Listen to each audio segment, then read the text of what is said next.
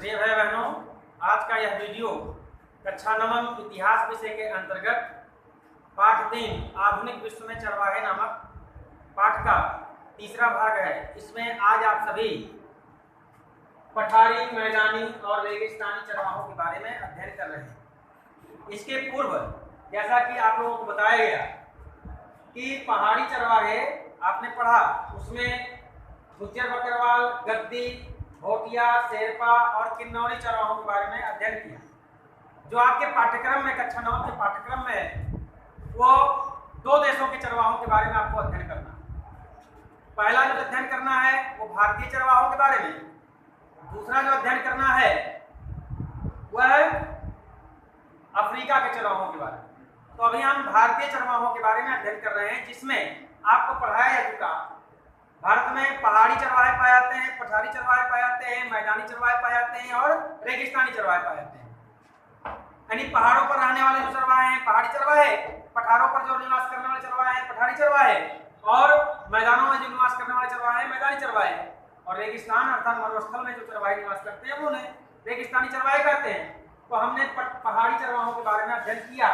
उसमें पहाड़ी चरवाहों में 5 प्रकार के चरवाहे, गुज्जर, बकरवाल, गद्दी, भोटिया, शेरपा, किन्नौरी, और आगे इन पठारी, मैदानी और रेगिस्तानी चरवाहों में 5 चरवाहों का अध्ययन करेंगे, जिसका नाम है पहला धनगर, दूसरा गोल्ला, और तीसरा सुरमा, चौथा कुरबा और 5वां रईमा।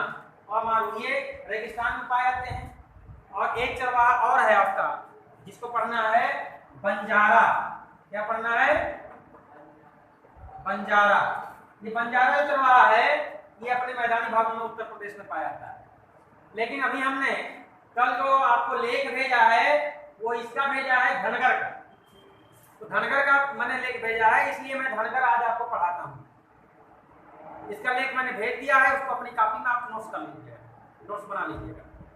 जिनके पास मोबाइल नहीं है उनको इस विद्यालय में और वो कक्षा में उसकी फोटोकॉपी नोट्स की मिल जाएगी, वो आप उससे आप लिख सकते हैं। ये नहीं कि आप अपनी फोटोकॉपी मिल गई तो फोटोकॉपी ऐसे रद्दी करते जाएगा, ऐसा नहीं। उसका लेख लिखना है, ठीक है? वहीं रख दीजिए, फोटोकॉपी वहीं रख दीजिए, वहीं रख दीजिए, ठीक है? तो इस प्रकार से आपको अध्ययन करना है। अभी जो आपने अध्ययन किया वो मोबाइल के माध्यम से किया। कुछ मोबाइल जिनके पास था उन्होंने अध्ययन किया, लापरवाही भी किया। चलिए, वो भूत की लापरवाही थी, आपने जितना भी लिखा लापरवाही करके लिखा वो चलेगा। लेकिन वर्तमान में आपका विद्यालय खुल गया है, इसलिए मैं आप सभी को आह्वान करता हूं कि आप विद्यालय आइए और विद्यालय में क्लास अटेंड करिए। क्लास में आपको लेक्चर मिलेगा, नोट्स आपको व्हाट्सएप पे मिलेगा, या क्लास में जिनके पास मोबाइल नहीं है उनको हार्ड कॉपी मिल जाएगा, वो अपनी कॉपी का नोट्स बना सकते हैं। पिछला जो नोट्स है वो पिछला नोट्स आप धीरे धीरे पूरा करते रहेंगे, लेकिन वर्तमान में जो पढ़ाया जा रहा है उस नोट्स की परीक्षा मैं आपसे करूंगा और अगले दिन मैं चेक भी करूंगा। तो अभी हमने धनगर चरवाहों के बारे में और पढ़ा, उसके बारे में थोड़ा मैं आपको विशेषता उनकी बताता हूँ। धनगर चरवाहे भारत के महाराष्ट्र राज्य में सर्वाधिक मात्रा में पाए जाते हैं और वहां पर ये पठारी भागों में निवास करते हैं। ये चरवाहे, इनका जैसा नाम है धनगर, तो धनगर जो शब्द निर्मित हुआ वो धेनु शब्द से निर्मित हुआ। धेनु का जो तात्पर्य होता है, धेनु संस्कृत भाषा का शब्द है, धेनु का तात्पर्य होता है गाय, अर्थात गाय को पालने वाले क्या कहलाए? धेनु को पालने वाले क्या कहलाए? बताइए, धेनु को पालने वाले क्या कहलाए? धनगर कहलाए। बहुत तेजी से बोलिए, बैठ जाइए। और धनगर चरवाहे सर्वाधिक मात्रा में भारत के किस राज्य में पाए जाते हैं आप बताइए? तेज बोलो, उसमें सुनाई दे दीजिए। महाराष्ट्र। ठीक। इसके बाद में ये धेनु से इनका नाम धनगर पड़ा। धनगर पहले गाय पालते थे, लेकिन गाय का जो दूध होता है वो कम मात्रा में निकलता है, इसलिए अब सर्वाधिक मात्रा में धनगर चरवाहे भैंस पालते हैं गाय के साथ। धनगर चरवाहे मानसून के समय अर्थात 4 महीना 15 यानी जून से मानसून आ जाता है, तो आधा जून से लेकर के और पूरा सितंबर तक यानी आधा अक्टूबर तक ये अपने एक जगह अस्थायी निवास बना करके रहते हैं, अपने क्षेत्र में पठारी भागों में महाराष्ट्र, क्योंकि वर्षा ऋतु में बरसात होती है, पशुओं को और रहने के लिए एक छायादार स्थान चाहिए जहां वर्षा से उन्हें बचाया जा सके। और वर्षा ऋतु में प्राय अधिकांश जगहों पर जलभराव हो जाता है, जलभराव के कारण घास भी नहीं रहते और पशुओं के खो जाने का डर भी रहता है, इसलिए वो एक स्थान पर बाजरा अर्थात चरी का खेती अपने करते हैं और उस चरी की खेती से उस बाजरे को पशुओं को खिलाते हैं और उसके फल को स्वयं भी खाते हैं और उसके बाद में अपना जीवन यापन एक स्थान पर 4 महीने रह करके करते हैं। इसके बाद जैसे ही अक्टूबर आता है, अक्टूबर के बाद ये धनगर चरवाहे मैदानी भागों में निकल जाते हैं। मैदानी भागों में उनके पशुओं के लिए खेत खाली हो जाते हैं और वर्षा ऋतु समाप्त होती है, इसलिए पर्याप्त मात्रा में घासें भी उग जाती हैं, तो चरागाह उनको मिल जाते हैं। खेत खाली होने पर जो धान की कटाई होती है तो उसके पुआल और उसके ठूठे खेतों में पड़े रहते हैं, उसको चराते हैं, पर्याप्त उनके चारागाह मिल जाते हैं उनके पशुओं के लिए। उसके बाद जो प्रति भूमि है, जो खाली भूमि है, वहां पर पर्याप्त मात्रा में वर्षा ऋतु के बाद घासें उग जाती हैं, नमी के कारण उन घासों को चराते हैं, तो पशुओं का पेट उनका भरता रहता है।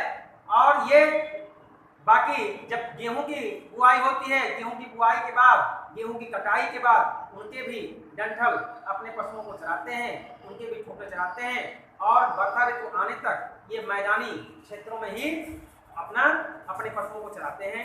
इनके पशु 1-2 नहीं होते, 100, 200, 400 की संख्या में होते हैं और 100, 200, 400 की संख्या में पूरे 12 महीने पशुओं को पालना एक स्थान पर ये बड़ा ही दुरूह कार्य है, क्योंकि आप 1-2 पशु पालते हैं तो 1-2 पशु पालने में और भूसे की और पुआल की जितनी लागत लगती है, घास की जितनी लागत लगती है, वो आप जानते हैं, हम सभी जानते हैं।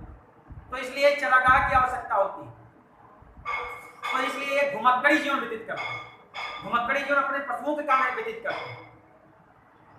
पहले मानव जो था, मानव अपने जीविका की तलाश में जो शिकारी मानव था वो घुमक्कड़ी जीवन व्यतीत करता था, तो धीरे धीरे पशुपालन उसने सीखा और खेती करना सीखा, उद्योग करना, व्यापार करना सीखा। अब तो सेवा के क्षेत्र में भी बैंक और तमाम सेवा के क्षेत्र में जहाँ नौकरियां मिल जा रही हैं तो कुछ लोग नौकरी कर रहे हैं, तो मानव अस्थायी जीवन निवास करने लगा। लेकिन जो मानव घुमक्कड़ी जीवन व्यतीत करता है वह केवल अपने पशुओं के चराने के लिए व्यतीत करता है, इसलिए वो चरवाहा कहलाता है। और चरवाहे प्रायः घुमंतु होते हैं क्योंकि वह अपने पशुओं की जीविका की तलाश में, भोजन की तलाश में घूमते रहते हैं, इसलिए उन्हें घुमंतु कहा गया। और घुमंतु प्रायः कौन होते हैं? घुमंतु कौन होते हैं? चरवाहे होते हैं। घुमंतु कौन होते हैं? चरवाहे, क्योंकि वह और कोई दूसरा मानव घूमता नहीं है आजीविका के खिलाफ, केवल चरवाहा घूमता है अपने पशुओं के भोजन की तलाश में। तो इस प्रकार से आपने आज धनगर चरवाहों के बारे में अध्ययन किया। आशा करता हूं कि आपको समझ में आया होगा। तो आज के वीडियो में इतना ही। कल आपको गोल्ला कुरमा चरवाहों के बारे में मैं बताऊंगा। धन्यवाद।